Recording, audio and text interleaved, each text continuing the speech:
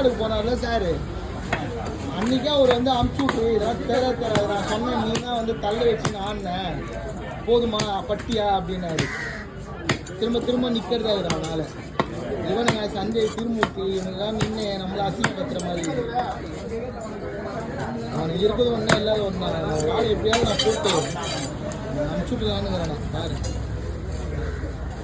அதான் பண்ண போகிறேன். நான் வேறு அவனுக்காக சம்பளம் வேறு பேசுகிறேன். வேறு போனஸ் வேறு அவனுக்கு 7000 வேறு போட்டு விட்டாங்க. அதெல்லாம் என்னால் அசிங்கமாக தெரியும். எதுவும் பேசுகிற மாதிரி நான் அவன்கிட்ட பேசுகிற மாதிரி இல்லை. ஏதோ பார்க்குறேன் நானும் எப்போ தான் சார் போவாருங்க.